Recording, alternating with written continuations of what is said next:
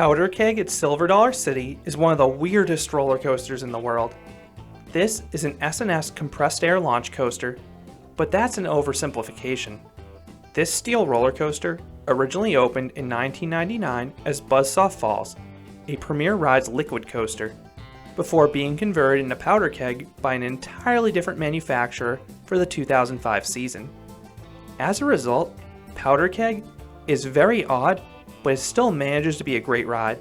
So in this video, I will discuss the history of Powder Keg and review this one-of-a-kind coaster.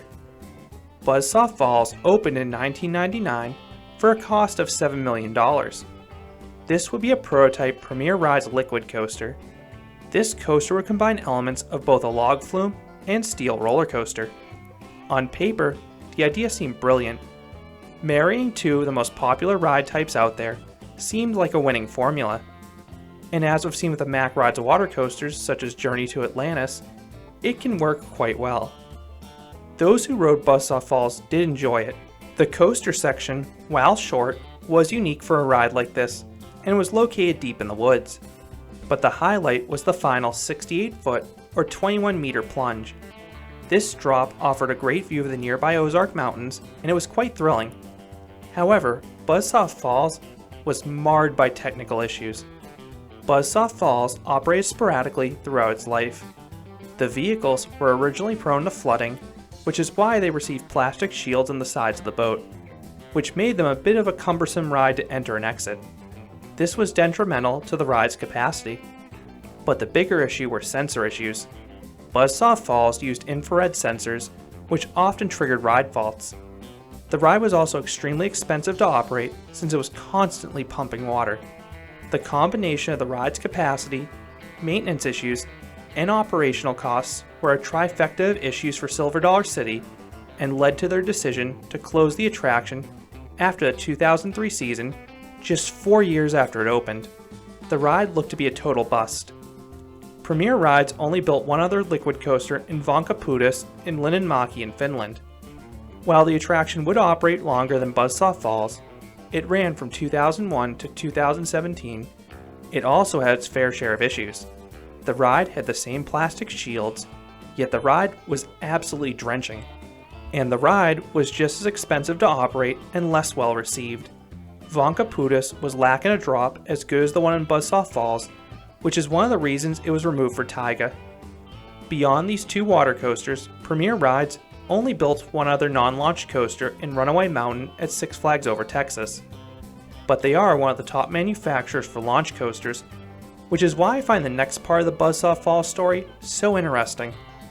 After closing Buzzsaw Falls, Silver Dollar City announced that they would be converting the water coaster into Powder Keg, a blast into the wilderness, a launched roller coaster through the woods. But this modification was not done by the original manufacturer. Instead, it was done by S&S. To this point, S&S had only built drop towers, 2 thrust air coasters, and a few wood coasters. Powder Keg would be unlike anything S&S had ever built, and I don't think there will ever be another coaster quite like it. S&S retained the coaster section through the woods and the final lift hill, but everything else was changed. The modification cost $10 million, and Powder Keg barely resembles Buzzsaw Falls in any way. Powder Keg is located towards the back of Silver Dollar City. Like many of their attractions, it's set in the woods. Very little of the attraction can be seen. You only see the launch, first hill, and finale. The rest of the ride is a mystery unless you're there for old-time Christmas when the leaves have fallen off the trees, revealing more of the layout. The setting is definitely one of the strengths of the coaster. It's not just because it's wooded. The coaster is located on a hill, so it uses the elevation change to its advantage as well. The area around Powder Keg and the queue line looks great. The ride has a rustic feel, and it's themed to a powder mill that, as you can guess, explodes, blasting riders into the wilderness. The queue line has a few static displays, but the best feature is an Easter egg from the old Buzzsaw Falls ride. The queue line is separated into a queue building, an outdoor segment, and the station. If you look back at the queue building, you can see an old Buzzsaw Falls car embedded into the roof. Beyond that vehicle, and the track section that Powder Keg uses, The only other remnants of Buzzsaw Falls are the concrete troughs underneath Powder Keg's brake run. Powder Keg often has the longest wait of any of the coasters at Silver Dollar City. This is for a few reasons. One, it has a lower capacity. It usually runs 2 trains, but each train only seats 16 riders, and the ride is almost 3 minutes long station to station. 2, it appeals to almost everyone. The coaster is extreme enough to appeal to thrill seekers without scaring others away since it's not overly tall and has no inversions. 3, it has a shockingly low height limit of just 42 inches. I can't tell you how much I would have loved having a coaster like this at one of my home parks growing up before I hit that magical 48-inch height requirement. One additional note with Powder Keg: this coaster cannot operate in any sort of precipitation. Silver Dollar City's other outdoor attractions do not have this issue. Just keep that in mind if inclement weather is in the forecast the day you're visiting. Like many things with Powder Keg, the trains are odd. S&S has built several coasters, but they only use this train design once. The lap bar restraints swivel out from the side and lower down.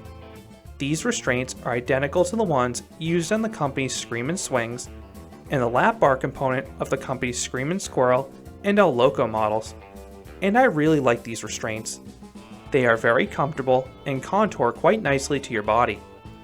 In terms of seat selection, I slightly prefer the front for the sense of speed, as with most launch coasters, but both the front and back are great on this coaster.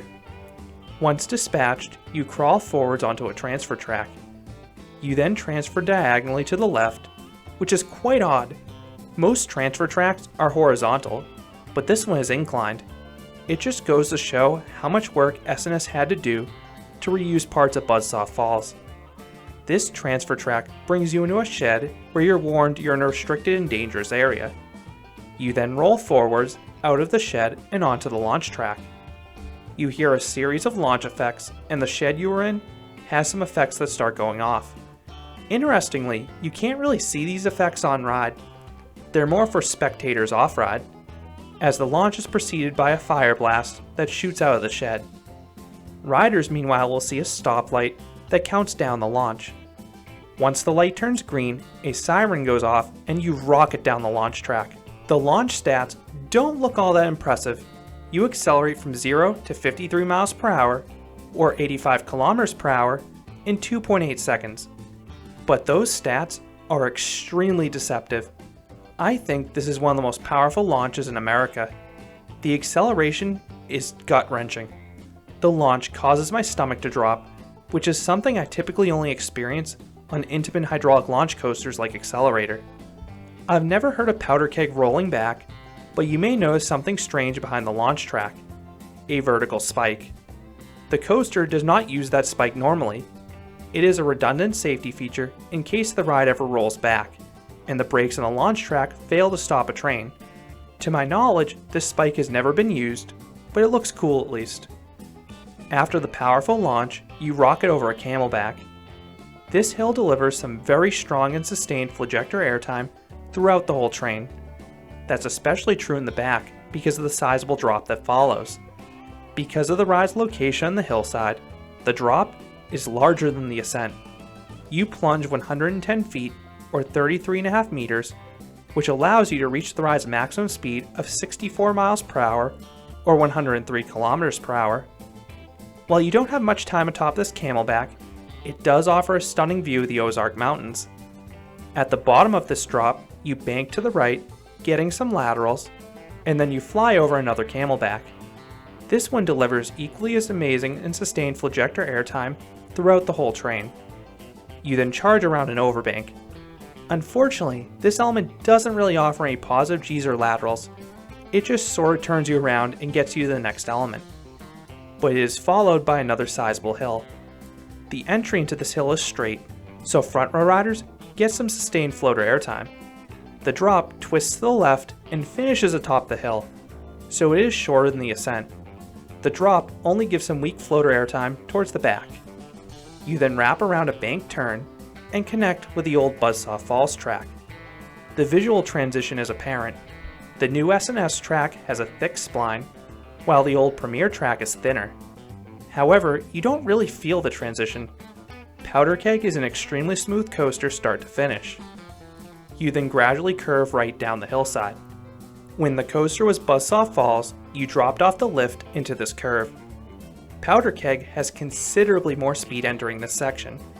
Since the track was banked for the old speed of Buzzsaw Falls, it is way underbanked for the rate Powder Keg is traveling, so it delivers some great sustained laterals, and they spike even higher as you wrap up the hill and approach the lift hill.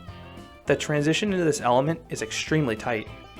You then rapidly decelerate and begin climbing the old lift hill. The ascent is faster than you'd expect, and it offers you an extended chance to take in the view. You then traverse a U-turn atop the hill and travel down a solid drop. This drop delivers some good floater airtime if you're in the back car. Originally, there was supposed to be a water effect at the base of this drop. That is why there's a concrete basin adjacent to the pullout. However, it was scrapped since Powder Keg sensors are extremely sensitive to water. That is one of the reasons the ride does not operate in the rain. The pullout from the drop is quite sharp and delivers an abrupt dose of positive Gs. It's the strongest positives on the ride. You then rise up into a helix. This delivers an ejector pop of airtime up front, but it's a weaker pop towards the back of the train. You then spiral around a 270-degree helix that is quite forceful, and then you jump up into the brake run. This final hop not only has a great head chopper at the entrance to the helix, but it also delivers a tiny pop of airtime as well. It's a nice way to end the ride. The only flaw with Powder Keg is that the lift hill in the middle of the ride does somewhat disrupt the pacing. It's a similar effect to the lift hills in Takabisha at Fuji-Q Highland or TMNT Shellraiser at Nickelodeon Universe. Thankfully, the lift is fairly swift, so the interruption is brief. But beyond that, Powder Keg is great. So what would I rate Powder Keg? I would give this coaster an 8.5 out of 10. It is a very unique roller coaster that does a little bit of everything. It has one of my favorite launches, several hills with great airtime, and it also mixes in some laterals and positive Gs later in the ride. And all these elements occur in that wonderful location I mentioned earlier. The wooded hillside is great any time of day, but it's especially nice at night when you can hardly see anything. This coaster probably shouldn't work as well as it does, considering it was MacGyvered from a problematic water coaster, but it is a very fun ride and extremely re-rideable coaster. This coaster has so many oddities, but the ride delivers a diverse ride experience that excels in many areas. It's one of my favorites at Silver Dollar City. So those are my thoughts on Powder Keg at Silver Dollar City, the funky conversion of Buzzsaw Falls. Have you ridden Powder Keg or Buzzsaw Falls? What are your thoughts on this ride, whether it be the experience itself or the conversion? I would love to hear your thoughts down in the comments. If you enjoyed this review, I'd appreciate if you gave this video a like, and you considered subscribing, because there'll be a lot more roller coaster and amusement park videos here at Canopy Coaster. Thanks for watching.